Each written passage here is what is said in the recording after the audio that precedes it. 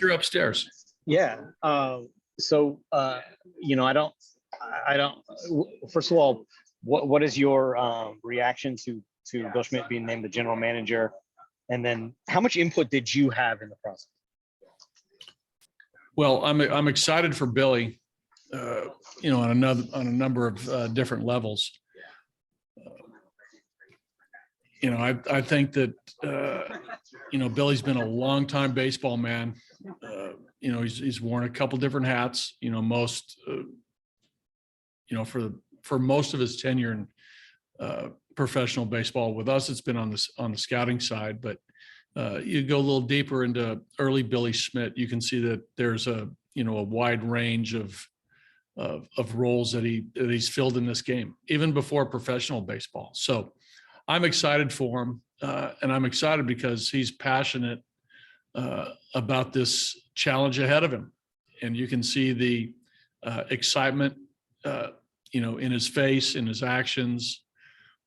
He's dove into this over the last 3.5, 4 months with a great deal of energy. And I know that those of us who have been around him, and he's been around us a lot. He's been around the big league team a lot, gauging what we have going on, our players, our coaches, our trainers, our strength guys, everybody, and he's done it in a great manner that has made all of us, appreciate him as a person and as a baseball man and as a leader. So that's my reaction to this, that I'm excited for him because he's excited. And it's great to see, that type of attitude about a new role. It's awesome. Did Dick or Greg ask you specifically for your input on No, him far as early on, meaning, when there was, quite a change above us, right? When the front office sort of shifted, from the time Jeff left and a couple other fellows in our front office. Dick and I would, we'd talk about the team, but, I was not informed of what Dick was thinking or what Greg was thinking. That's their department. That obviously was a decision that they were going to make, and I wasn't really asked specifically on any candidates or my thoughts on that. But but when Billy was, and like I said, Billy was around a lot. I mean, he still is, right? He's obviously here with us in Phoenix, and he's been with us most of the time, the last few months. But I think Dick and Greg, again, I'm not sure their everyday responsibilities and what they were thinking about through the late spring through the summer to where we are now. I think they knew. I think they knew the process they were going to go through, and they did it together. And whatever outside people they counseled or internal people they counseled, I wasn't a big part of that. Gotcha. And one more, buddy.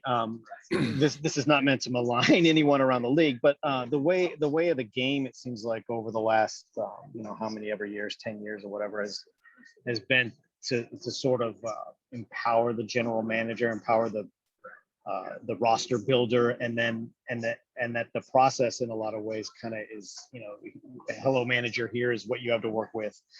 How comfortable are you though asking for what you need from Billy, and I mean, do you feel comfortable? Do you feel like it's that you're able to just say, like, Billy, here's what I need, and he's yeah. Well, again, I think if Nick, if you go to all 30 teams, there's a different dynamic of how, to your point about roster construction or roster building, how that takes place. And we could go team by team. And I'm sure Tony La Russa his input with, Jerry Reinsdorf, Kenny Williams, Rick Hahn is different than maybe somebody else. But I do know this, that you'll find that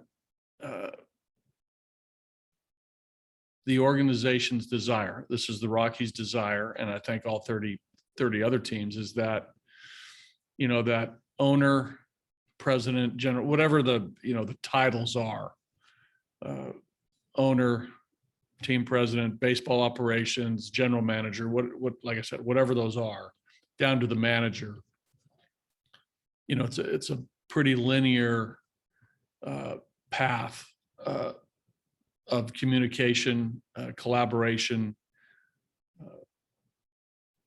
creative thinking, baseball discussion, all that I think takes place and everywhere. But the better that is, I think the more successful the team will be. And, my communication with Billy is very strong. I've known Billy since, the mid '90s when we worked together in Cleveland. We crossed paths when I retired as a player, and we did some stuff with the Indians for their general manager on the scouting side. So I've known Billy for over 25 years, and we've worked together. We've sat in the stands and scouted together. We've talked baseball as far back as the mid '90s when we worked together, like I mentioned. And now, again, when I got this job, obviously I crossed paths with Billy up in the offices during the winter, during the season, during spring training. If he was in, watching some players in Arizona, and he'd pop over to the complex. So, our communication's been great, and I know that his communication with, a lot of the people who've been here over the years, Doogie, Giddy, Stu, Gabe and Jack. I mean, he knows everybody, and he's very personable, and I think he's been very open-minded to, whether it's advice, opinions. He likes to talk baseball. I mean, that's the beauty of Billy. He's very passionate about this game, and he likes to talk about it in whatever fashion it might be, whether it's breaking down a player or player development or scouting or, front office structure. I mean, we've talked about all that stuff, and it's been very, very open and very easy to talk to. I mean, he's very personal and easy to talk to. So in that regard, it's been great. Okay, thanks, buddy. Yeah. Thomas Harding. Yeah, buddy, as long as you've been in the game, you've seen a lot of situations where changes were made during the season. I think you were in San Diego when they let go Josh Burns. Watching how Billy has pulled the group together, I mean, is that unique here? Did you feel like what he was able to do when you guys could have splintered and gone in different directions, how big was that for keeping things together with the organization? Well, again, I think, Billy came in, and obviously it's a situation where, like I mentioned earlier, Billy knew so many of us who are down, at the, in the trenches, right? Those of us who are in uniform, and the rest of the surrounding employees that are part of the team. And he brought his own personality down here, and it was a nice feel. It really was. And we did a couple things to the roster that he thought would help us. We gave him our ideas on the roster, and we let him sort of watch. And we also made recommendations on certain players, whether to be patient with certain guys, whether to maybe make a couple moves from AAA to the big leagues. I mean, all these things we talked about, and he was very, very open-minded. And he was, maybe just his presence was, a part of, how we sort of turned things around from, late May, early June to where we are now. So, or it might have been just, we played better because we didn't play that well the first couple months, but I think his presence, did help us because again, he's a good baseball man.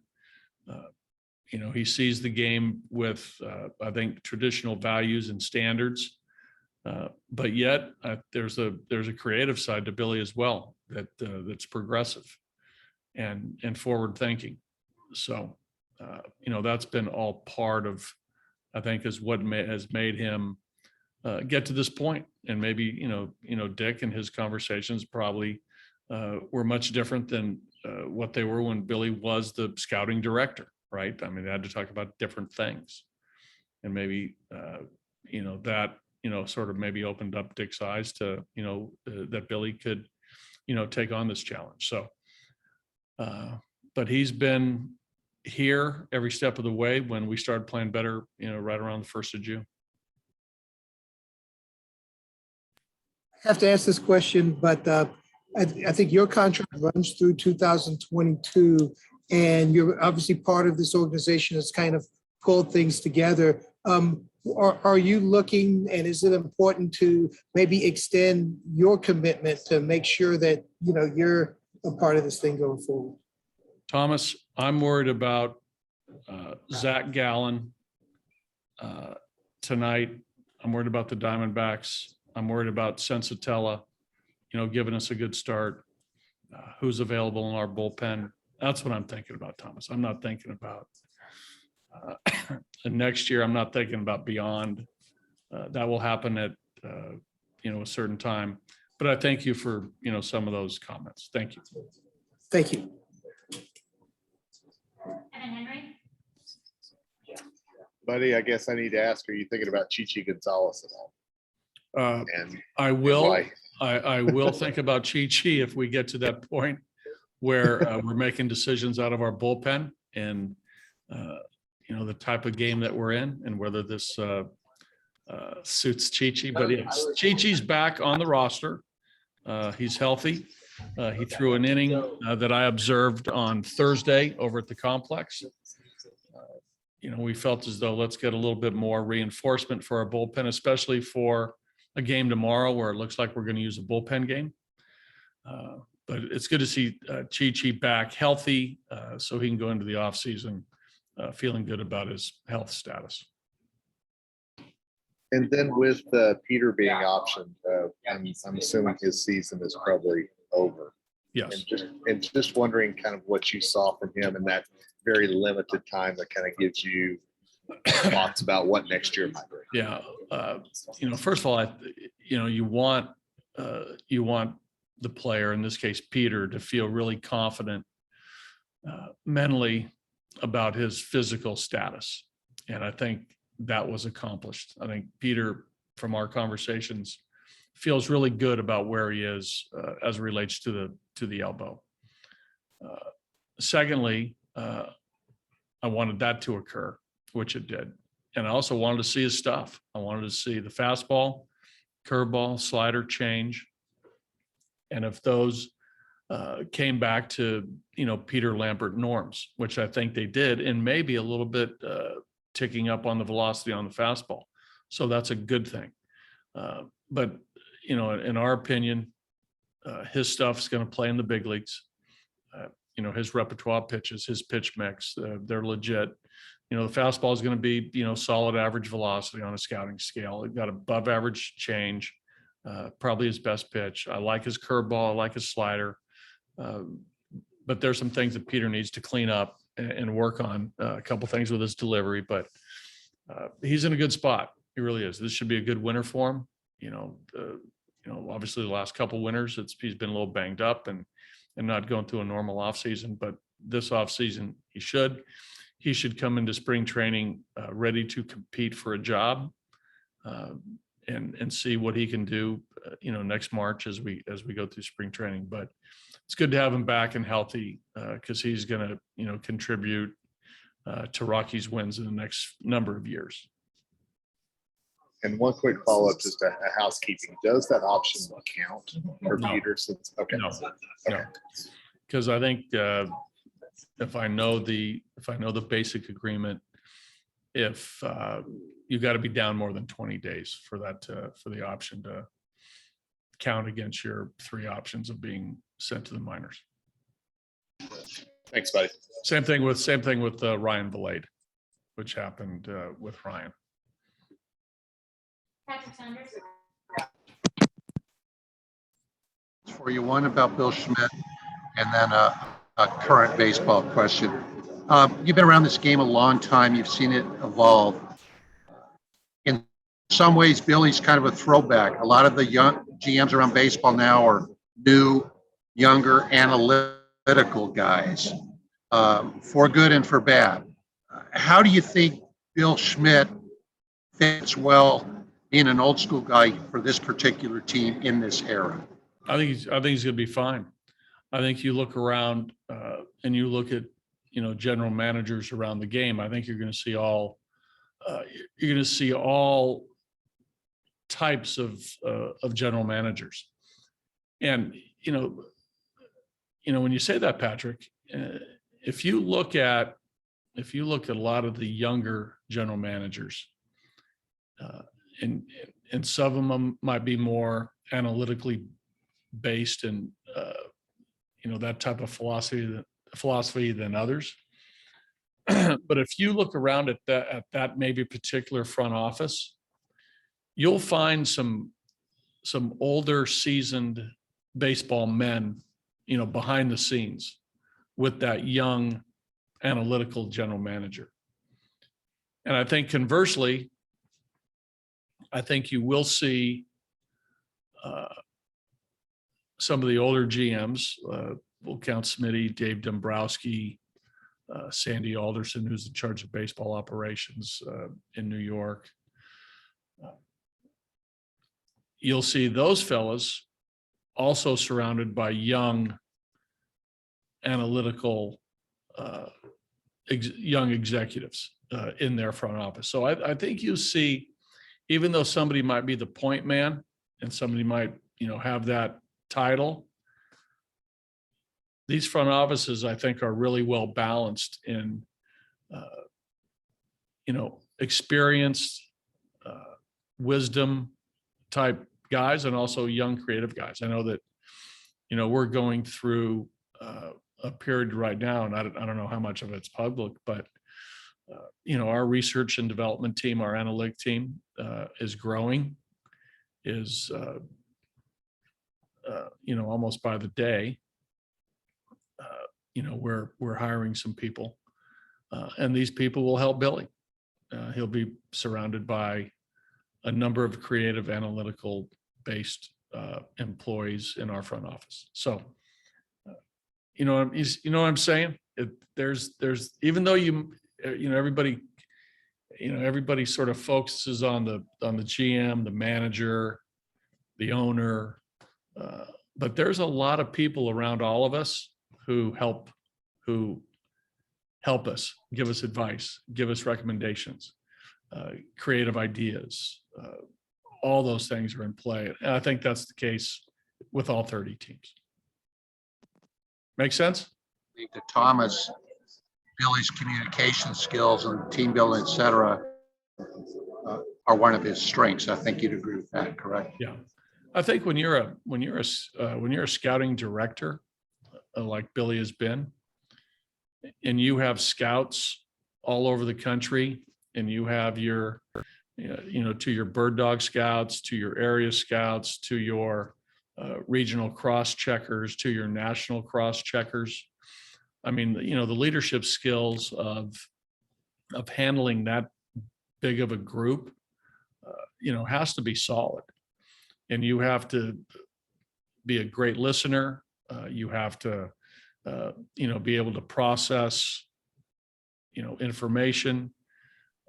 I mean, there's, that's a big gig when you're the scouting director, because you have all your guys spread out all over the country. You're taking phone calls all the time. You're exchanging emails.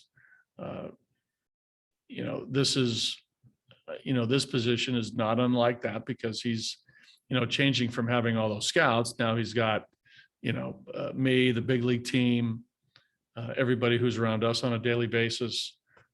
He's got player development, but again, I mean, Billy, you know, Billy is not afraid to pick up the phone and go old school and call people and talk about baseball.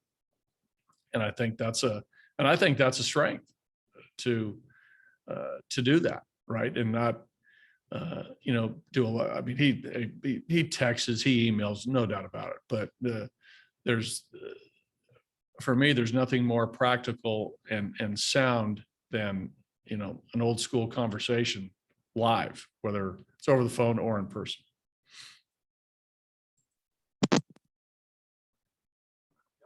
Buddy.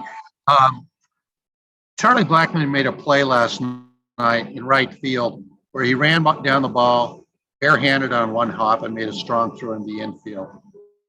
I don't think we've talked much about Charlie's defense this year. He's way up near the top of the list in assists. From my perspective, he's covered ground well. Can you comment on the defense you've seen from Charlie Blackmon this year in right? Yeah, let's start with the arm.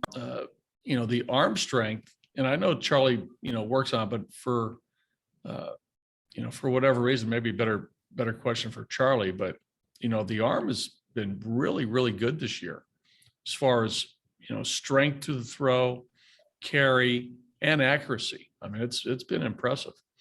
And I still think that, you know, Charlie, he's a studier. He and Ron Gideon, as far as positioning, along with our analytic team about, you know, where we're playing the opponents.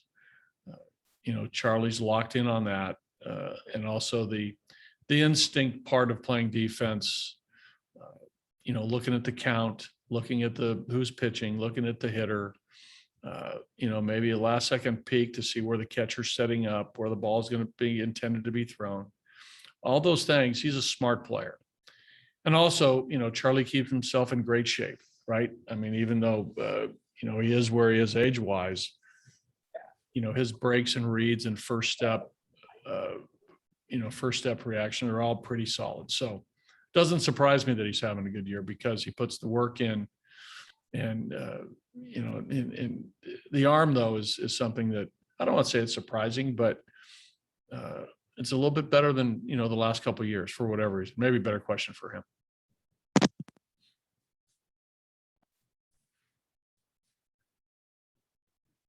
All right, we'll finish up with Owen Perkins. Hey, buddy.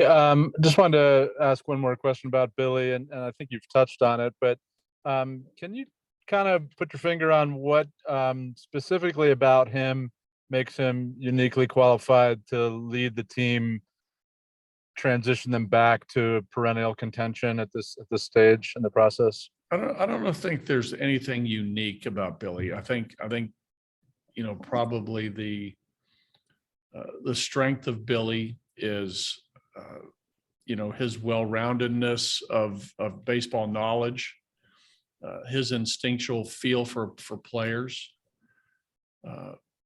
and his ability to, you know, to talk the game to specific areas, whether it's, you know, to the medical staff, whether it's to me and the major league coaches, whether to the players themselves. You know, and, you know, obviously has a relationship with Dick and Greg and people in our organization. So, you know, that is all pretty seamless, but I think it goes down to, you look at teams that do well. It's a, you know, it's a pretty basic understanding of baseball and what works. And I think, you know, Billy understands that you have to pitch. First and foremost, I think, to have a chance. He understands the importance of pitching. I think he understands, you know, hitters. I think he's been, you know, great in the draft with our hitters. So I think as far as, you know, maybe going after certain players in free agency, going after certain players in trade negotiations, you know, picking up 6-year free agents, minor league players, he has seen probably, all these players or most players who are in the big leagues at one time or another over, the last 10 or 15 years. Whether it's, he probably saw Max Scherzer pitch, probably liked him, probably, couldn't have drafted him. I'm not sure, but I think his just basic knowledge of the game and traditionally what works, I think, Billy understands that. So I think that's, well, I don't think if that's unique or not, I'm not sure, but he brings for me, I think he's going to bring a real collaborative effort to this organization where everybody is connected, everybody's on the same page, everybody's striving for the same goal. Great. Thank you very much. Okay.